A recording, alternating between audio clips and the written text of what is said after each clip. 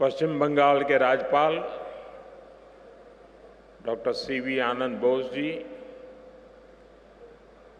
केंद्रीय मंत्रिमंडल के मेरे सहयोगी हरदीप सिंह पुरी, शांतनु ठाकुर जी, सुकांता मजूमदार जी, पश्चिम बंगाल विधानसभा में नेता विपक्ष शुभेंदु अधिकारी जी, संसद में मेरे सहयोगी श्रमिक भट्टाचार्य जी, ज्योतिर्मय सिंह महतो जी, अन्य जनप्रतिनिधिगण, मेरे प्यारे भाई और बहनों, नमस्कार। हमारा ये दुर्गापुर स्टील सिटी होने के साथ ही भारत की श्रम शक्ति का भी बड़ा केंद्र है। भारत के विकास में दुर्गापुर की बहुत बड़ी भूमिका है। आज इसी भूमिका को और मजबूत करने का अवसर हमें मिला है। थोड़ी देर पहले यहां से 5,400 करोड़ रुपए के प्रोजेक्ट का शिलान्यास और लोकार्पण हुआ है। ये सारी परियोजनाएं यहां की कनेक्टिविटी को सशक्त करेगी, यहां gas based transport, gas based economy को बल मिलेगा। आज की परियोजनाओं से इस स्टील सिटी की पहचान और मजबूत होगी।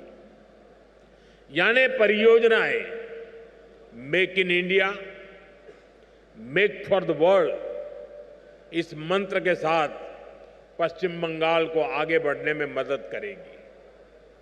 इससे यहां के नौजवानों के लिए रोजगार के अनेक अवसर भी पैदा होंगे।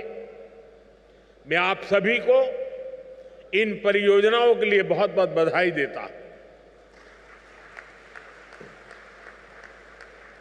साथियों, आज पूरी दुनिया में विकसित भारत के संकल्प की चर्चा है।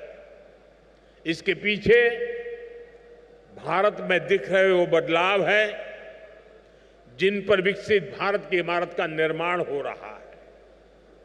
इन बदलावों का एक बड़ा पहलू भारत का इंफ्रास्ट्रक्चर है। जब मैं इंफ्रास्ट्रक्चर की बात करता हूं तो इसमें सोशल, फिजिकल और डिजिटल हर प्रकार का इंफ्रास्ट्रक्चर है।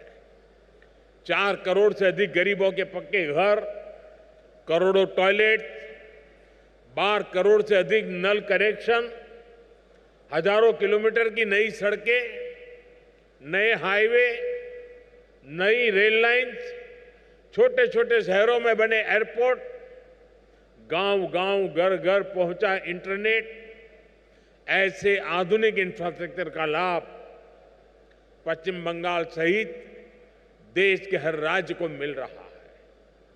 साथियों, पश्चिम बंगाल की ट्रेन कनेक्टिविटी पर अभूतपूर्व काम हुआ है।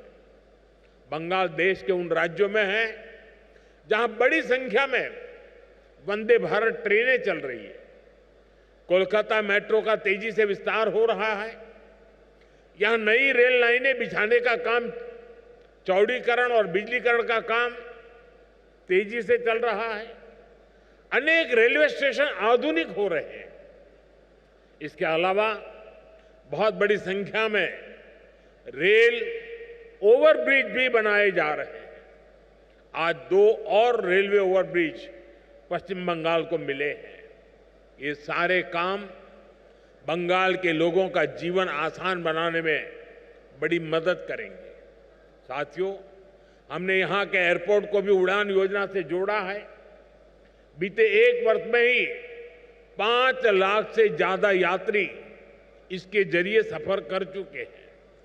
आप भी जानते हैं, जब ऐसा इंफ्रास्ट्रक्चर बनता है तो सुविधाएं तो मिलती हैं, हजारों नौजवानों को नौकरी भी मिलती है। इन प्रोजेक्ट्स को पूरा करने में जो रॉ मटेरियल लग रहा है, उसे बनाने में भी बड़ी संख्या में रोजगार का निर्माण हो रहा है। साथियों, पिछले 10-11 सालों में देश में गैस कनेक्टिविटी पर जितना काम हुआ है उतना पहले कभी नहीं हुआ। बीते दशक में देश में एलपीजी गैस घर घर पहुंची है और इसकी दुनिया भर में वाहवाही भी हो रही है। हमने one nation one gas grid के विजन पर काम किया।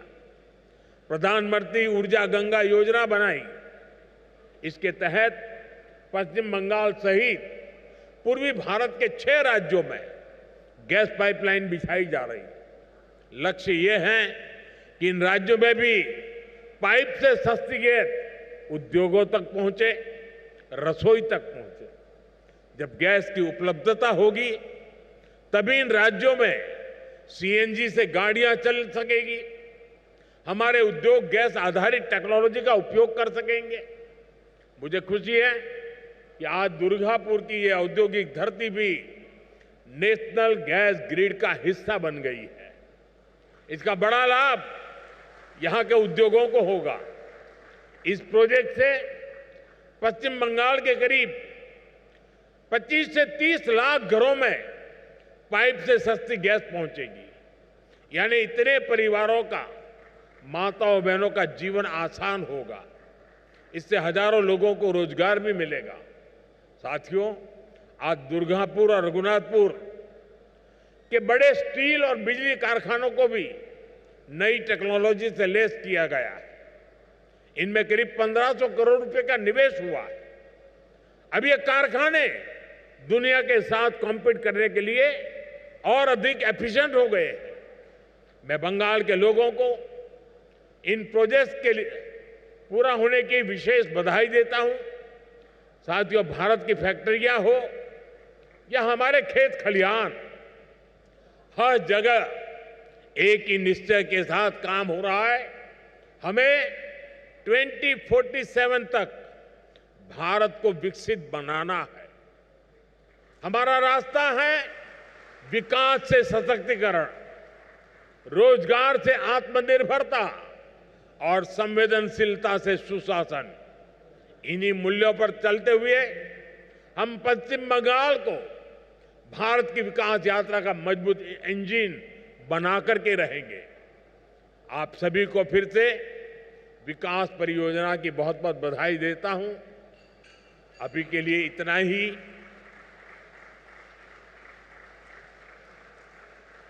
बहुत कुछ कहना है, लेकिन इस मंच पे कहने के बजाय अच्छा है पास में दूसरा मंच है, वहीं जाकर के बोलूंगा।